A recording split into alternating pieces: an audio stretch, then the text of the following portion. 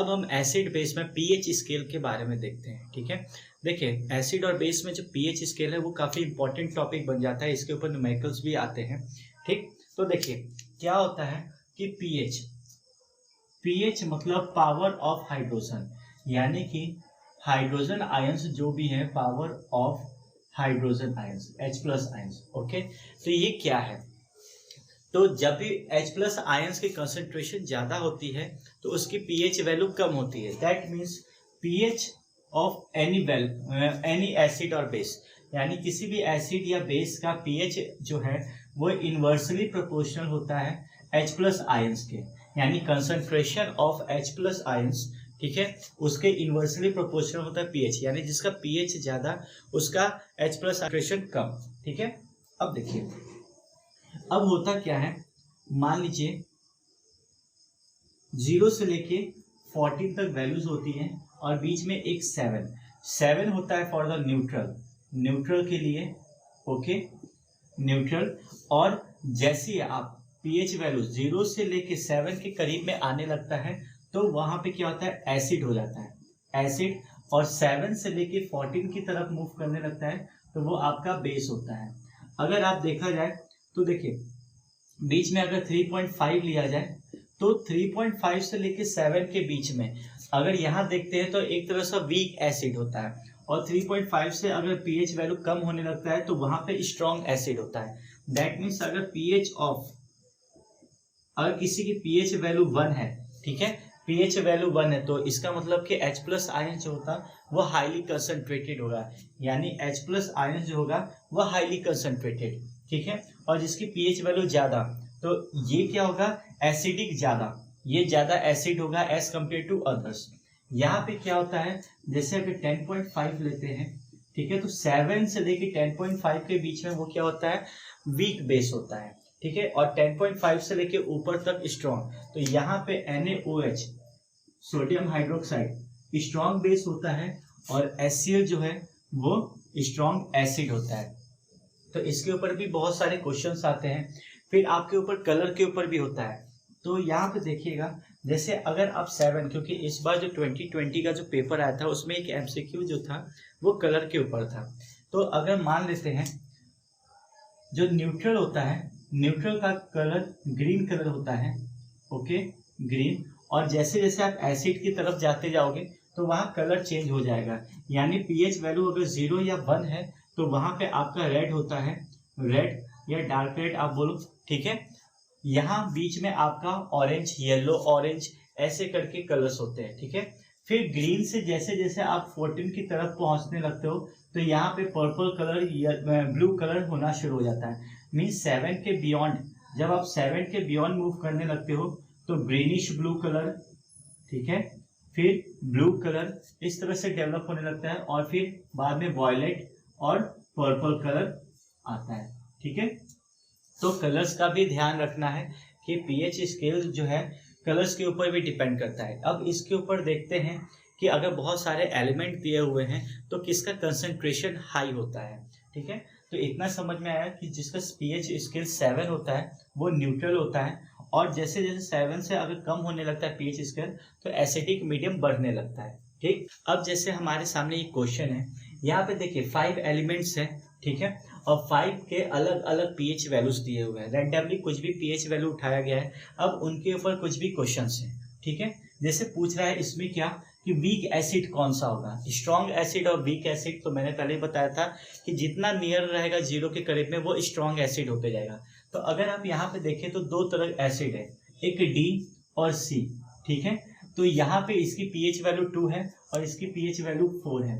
तो इसका मतलब क्या हो गया, ये हाईली H+ आयंस होगा। दैट मीन्स ये एसिडिक मीडियम इसका ज्यादा होगा और इसका क्या होगा, कम होगा।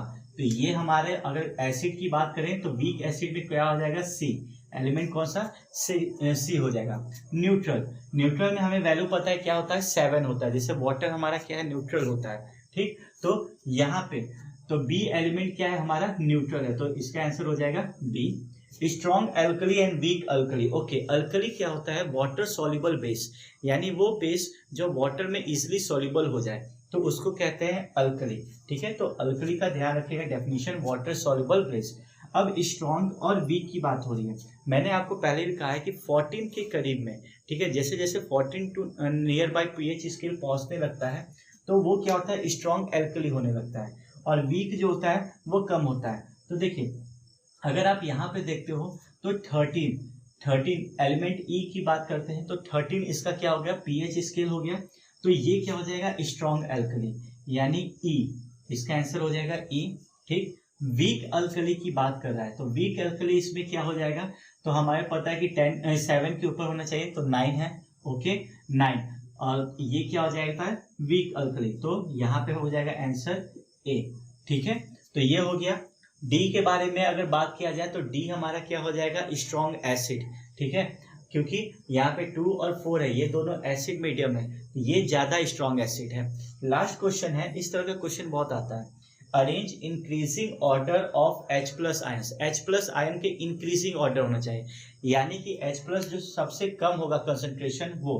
तो आप ध्यान रखिएगा, मैंने पहले बताया कि pH is inversely proportional to H plus ions, यानी कि जिसका अगर हमें ये कम निकालना है यानी pH वैल्यू क्या होनी चाहिए, ज्यादा होनी चाहिए। तो यहाँ पे सबसे ज्यादा pH वैल्यू किसकी है, E की। ठीक है, तो इसकी pH वैल्यू सबसे ज्यादा यानी H प्लस आयन सबसे कम। ठीक है, अब किसी कम हो गई A की, तो A, ओके, वो अब किसका ज्यादा है, तो इससे कम कौन सा, न्यूट्रल, B, फिर कौन सा, C, और सबसे ज्यादा एसिडिक कौन सा हो जाएगा, D, यानी कि D एलिमेंट का क्या हो जाएगा, H प्लस आयन सबसे ज्यादा हो जाएगा। तो इस तरह से हम अरेंज करते हैं increasing order of H plus ions. यहाँ पे फिर मैं एक बार बताता हूँ कि देखिए अगर न्यूट्रल 7 है, 0 है, तो यहाँ पे जैसे जैसे आप 0 के नियर बाय में pH स्केल बढ़ते जाएगा तो H प्लस आयंस इंक्रीज होते जाएगा।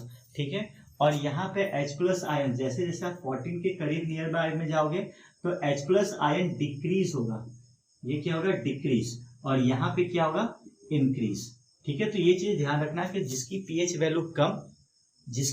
वैल्यू कम वहां पे H plus ions highly concentration, तो इसीलिए यहाँ पे डी एलिमेंट का क्या हो गया, हाईली कंसंट्रेशन हो गया। ठीक है, तो इस तरह से कुछ क्वेश्चंस आते हैं, इसको आप नोट डाउन करके प्रैक्टिस कर सकते हो। इसमें आते हैं बहुत सारे, या 2 एलिमेंट दे देगा, उसमें बोलेगा कि किसका H प्लस आयंस ज्यादा होगा, तो ऑब्वियस है जिसकी pH वैल्यू कम होगी उसमें H प्लस आयंस ज्यादा होगा। ठीक है, अब हम pH वैल्यू का इंपॉर्टेंस देखते हैं डे टू डे लाइफ में। जैसे आप सभी को पता है कि जब हनी बी काट लेता है तो आप देखते हो आयरन को रब करते हो अपने बॉडी पे, तो ऐसा क्या होता है, तो देखिए हनी बी है या येलो कलर का जो वाष्प होता है, ठीक है, उसको अगर आपको काट लेता है तो एक फॉर्मिक एसिड, मिथेनोइक एसिड आप में सेक्रेट करता है तो वो वीक एसिड, बट आपको क्या होता है, सूजन जैसा हो जाता है। ठीक है, तो उसके ऊपर जैसे आप कुछ भी रब करते हो जैसे बेकिंग सोडा ये सब, ठीक है, तो वो क्या करता है, वो न्यूट्रलाइज करता है उसको। तो हम कुछ वैसे ही पॉइंट्स हम देखते हैं कि डे टू डे लाइफ में वो कैसे यूज होता है। जैसे सबसे पहला हमारी बॉडी में, ठीक है, तो हमारी बॉडी जो है 7 to 7.8 के pH वैल्यूज में वो इजिली वर्क करता है। दैट मीन्स ये रोज मतलब अगर आप कुछ इनटेक करते हो तो इसके विद इन में अगर pH वैल्यूज रहता है तो हमारी बॉडी बहुत इजिली वर्क करता है। जब भी थोड़ा डाउन होने लगता है तो हमारा हेल्थ बिगड़ना शुरू होता है। ठीक है, फिर अगर pH वैल्यू, एसिड रेन जैसे आपने सुना होगा, ठीक है, तो अगर किसी भी रेन की pH वैल्यू 5.6 से कम हो जाती है, रेन की pH वैल्यू 5.6 से कम हो जाती है, तब वो कहलाने लगता है एसिड रेन। ठीक है, फिर आता है मिल्क ऑफ मैग्नीशिया के बारे में। ये एक बेस है, जैसे कि डाइजेस्टिव सिस्टम में हमें पता है कि डाइजेस्टिव सिस्टम में क्या होता है, HCl निकलता है हमारे पेट में, HCl। अगर हम ऑयली फूड खाते हैं तो एक्चुअली होता क्या है, वहाँ पे गैस्ट्रिक मीडियम बनाना शुरू करता है। ठीक है, जनरली आप बूढ़े लोग के में ज़्यादा सुनते होंगे, जो ओल्ड एज हो जाते हैं पर्सन, वो बोलते हैं कि गैस जैसा बना रहा है, तो हम डाइजीन ये सब पीते हैं। ठीक है, तो वो क्या होता है, मिल्क ऑफ मैग्नीशिया होता है, यानी वो एक तरह का बेस है।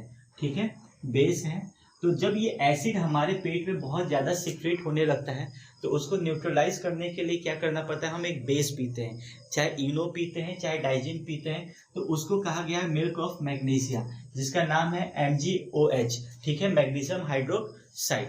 ठीक है, अब यहाँ टूथ डिके की बात आती है। हमें पता है कि हम रात को ब्रश करके सोते हैं, सोना चाहिए, हमें पता है सुबह उठते हैं तो ब्रश करते हैं। तो ब्रश क्यों किया जाता है? तो एक्चुअली हमारा टूथपेस्ट क्या होता है, बेस होता है। जब हम रात को कुछ खाते हैं कुछ भी चीज़, तो वो उसमें क्या होता है, स्टार्च होता है, शुगर होता है, ठीक। शुगर क्या करता है, हमारे टूथ को एसिडिक मीडियम बनाना शुरू करता है, और वो एसिडिक मीडियम अगर 5.5 के नीचे जाना शुरू कर देता है तो वहाँ पे हमारा जो टूथ है, दांत है, वो खराब होना शुरू हो जाता है, तो टूथ डिके। तो हम क्या करते हैं, टूथपेस्ट यूज करते हैं, टूथपेस्ट, ठीक है, टूथपेस्ट यूज करते हैं। टूथपेस्ट हमारा क्या है, बेस है, बेस। तो ये क्या करता है, इस एसिडिक मीडियम को न्यूट्रलाइज करना शुरू कर देता है, ठीक है। तो हम टूथपेस्ट यूज करते हैं एज अ बेस। तो इसलिए पहले के समय में देखते हो नीम के दातुन से हम लोग करते थे। तो नीम का दातुन क्या होता था, बेसिक होता था, तो वो क्या करता था, दांत को साफ रखता था। या मुंह से बदबू आती थी तो कहा कि बेकिंग सोडा ब्रश पे लगा के, आप यूट्यूब पे बहुत सारे देखोगे जी बेकिंग सोडा को डाल के ब्रश यूज करते हैं, वो वही चीज है, वो क्या है, बेस है, ठीक है। तो एसिडिक मीडियम को कम करता है। फिर आता है self defence by the plant and the animals. तो ये चीज मैंने पहले ही बताया था कि अगर एनिमल्स मीन्स हनी बी है, वो जब हमें काटता है तो क्या करता है, फॉर्मिक एसिड या मिथेनोइक एसिड, ठीक है, एसिड सेक्रेट करता है हमारी बॉडी में, ठीक। वहां पे सूजन होने लगता है। तो प्लांट भी करता है और एनिमल्स भी करता है। प्लांट में नेटर प्लांट होता है, नेटर प्लांट, इसके जो भी लीव्स होते हैं वो थोड़ा से कांटेदार होते हैं। वो क्या करता है, जैसे हमें चुभता है तो वो सिक्रेट करता है मिथेनोइक एसिड को हमारे बॉडी में, ठीक है, और वहां पे हमें सूजन होती है। तो ये कुछ इंपॉर्टेंट चीजें हैं जो हमारे डे टू डे लाइफ में यूज होता है। तो please milk of magnesia, tooth decay, इन सब के बारे में थोड़ा सा नॉलेज रखिएगा, और बुक में दिया हुआ है तो इनको याद रखने की कोशिश करिए।